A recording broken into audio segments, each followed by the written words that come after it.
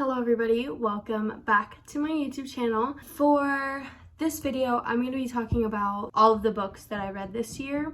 I started reading back in July, that's when I started my book obsession, and I didn't have a YouTube video and I didn't get to share all the books that I got to read every month.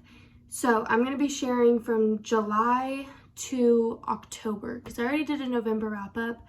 You can go watch that if you like. I didn't get to show any of the other books that I read and I really want to share them. We're going to start off with the month of July. I started in like the middle of July, so I only read 4 books.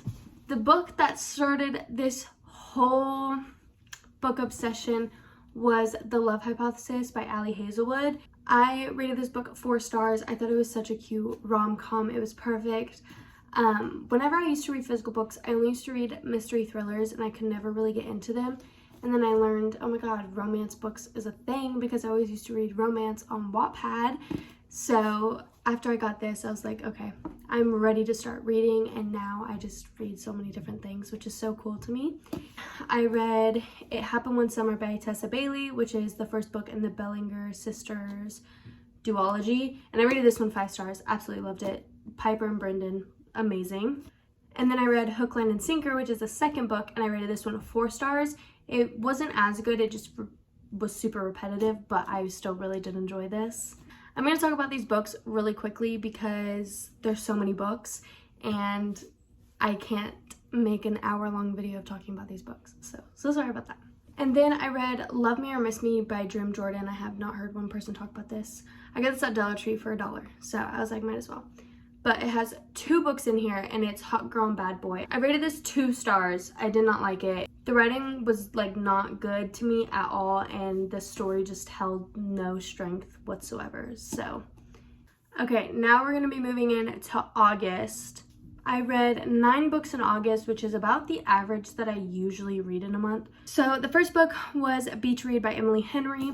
I rated this book 3.5 stars. I originally rated it 4 stars, but after sitting on it, I dropped it down to 3.5. This book took me 2 weeks to read, and it just wasn't my favorite story. I did like the characters, I just didn't get super attached to the story or the characters that much.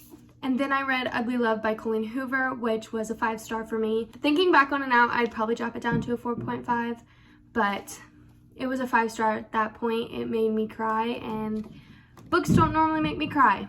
And then I read The Bodyguard by Catherine Sinner. This was 4 stars for me. It was a nice, fluffy rom-com, cute, basic. And then I read Horror Hotel by Victoria Fulton and Faith McLaren. This is a YA horror, and it's super short. It's like a novella, and it's like less than 300 pages. This one surprised me. I rated it 4 stars. I didn't think I'd like it that much. And then The Unhoneymooners by Christina Lauren. This was 5 stars for me. This is probably in the top 3 of my favorite romances of 2022. So good. I wish I'm gonna reread this next year because it's so good. And then I read The Way It Hurts by Patty Blount. This is the other book that I got for $1 at Dollar Tree. And I rated this one 3 stars. The guy in this was misogynistic, and I didn't like the girl character. I just hated the characters. The story was okay. The writing was pretty good. The characters are just terrible. And then I read Daisy Darker by Alice Feeney. This was 5 stars for me. Literally, the plot twist blew my mind. I want to read more Alice Feeney next year because her writing was so good. And then I read Better Than the Movies by Lynn Painter. This was also 4 stars. This wasn't like amazing for me, but it was a cute YA book. And then I read Archer's Voice by Mia Sheridan, and this was also 4 stars for me. Archer is probably one of my favorite main male characters. He was just so good and pure and amazing, and I loved their story. Okay, now moving on to September, I read 9 books as well. I started by reading This Is Where It Ends by Marieke Ninjkamp. I read this book 3 stars. It was my favorite. I literally liked none of the characters. I think I liked only 1 character in this book, and it followed 4 students. And it just didn't get my attention very well, and I don't think the story was told correctly. If you're wondering, this is about a school shooting, so I just don't think that it was told in the right way. And then I read The Cruel Prince by Holly Black. I rated this one at 4 stars. I really liked it. It's probably one of my favorite fantasy of the year. Pretty good. And then I read Reminders of Him by Colleen Hoover. This is the best romance book that I read this year. and it was just so good. The story was so beautiful, and there was just more than romance, and literally made me bawl my eyes out. So good. Colleen Hoover knows how to make me cry, and I am a Colleen stan, and I don't care what anybody has to say because Colleen Hoover is good. And then I read The Seven Husbands of Evelyn Hugo by Taylor Jenkins Reid. This was 5 stars. This is the best book that I read this year. Takes over everything. This is my favorite book. I can't wait to read more of Taylor Jenkins Reid in 2023 because this was an amazing book. I loved it. I recommend it to all of my friends when they start reading. And then I read Funny You Should Ask by Alyssa Sussman. I rated this 3 stars. I didn't love it. I think the main characters were very annoying to me, and the insta-love is my least favorite thing in a book. It bothers me, and I just did not enjoy it. And then I read Regretting You by Colleen Hoover. I rated this book 3.75 stars. I did not like this that much. I only liked the mom's point of view, the daughter. She was a little annoying to me, which is kind of terrible to say, I feel like. But I just didn't love her character, and this is definitely my least favorite Colleen Hoover book. It didn't feel like a Coho book to me. And then I read The Summer of Broken Rules by K.L. Walther. This takes the place for favorite cover of the year because it is so beautiful. But I rated this book 4.5 stars. I loved it. It gave me a good summer feeling. I read it at the beginning of September-ish, and it just gave me the end of summer feeling, you know what I mean? And then I read Every Summer After by Carly Fortune, another summer book. I rated this one 4.5 stars as well. The only reason that it's not 5 stars is the thing that happened why they stopped talking, I did not like, and I don't think that's a good choice. So I didn't support that. But the writing was really good. And I know she's coming out with the book next year, and I'm totally freaking buying it because I'm so excited. I loved her writing. And then the last book of September is Shadow and Bone by Leigh Bardugo, first book in the Shadow and Bone trilogy. I rated this book 4 stars. I thoroughly enjoyed it. I liked the story and where it was going, and I liked the characters, and it made me really excited for the rest of the series. All right, moving into October. Again, I read 9 books, and this is gonna be the last month that I'm talking about because I made a November wrap up, and December is coming out in a couple days. So I start off the book with The Dead Romantics by Ashley Poston. I rated this book 4 stars. The first half of this book I didn't love, but the last half I really enjoyed. I really liked the ending. It was really good, and it was a perfect fall read for me. And then I read The Fine Print by Lauren Asher. This was a 5 star for me. I love Lauren Asher's writing, and the second book, Terms and Conditions, was also 5 star. That's in my November wrap up. But this was so good, and I really, really loved it, and I can't wait for the third one to come out in January.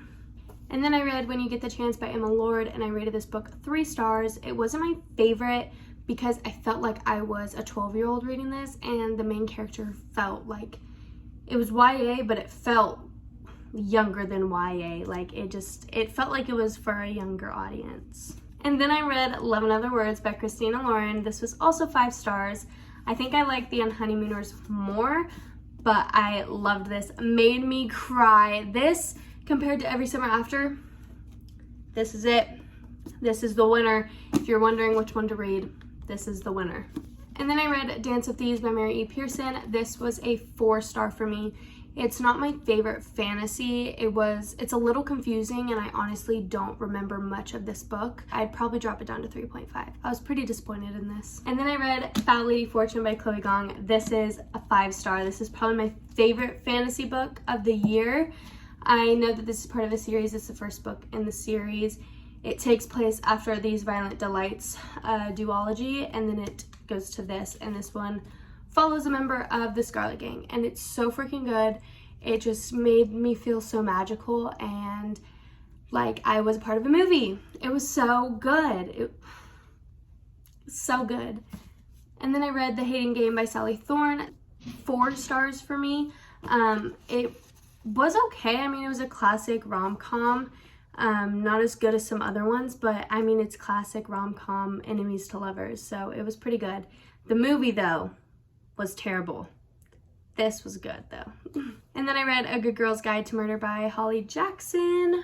This was 5 stars. So amazingly good. Probably the best YA mystery series ever. It feels like just the characters are so likable, and the story was like so well paced. The writing was amazing. I'm so excited to read more of Holly Jackson because this trilogy was so good. I read the other two in November, so go watch that video. And then the final book in October, and the final book to talk about in this video, is Birthday Girl by Penelope Douglas. I rated this book 4 stars. I knew going into this that this was an age gap. I also knew going into it that it is very spicy. I knew that going into it. I felt like there wasn't much connection, but I knew that going into it. I had a feeling of that going into it. So I enjoyed this book. The age gap was a little much for me. They're like 19 years apart. So it's a huge age gap, and it irked me just a little bit, but I still enjoyed it, and I want to read more Penelope Douglas. But I just feel like the main male character took advantage of the younger female character. I still enjoyed it. There's a lot of things to talk about with this book. Thank you to whoever watches this, and I hope you enjoyed this video, and I had fun filming it. Thank you. Bye.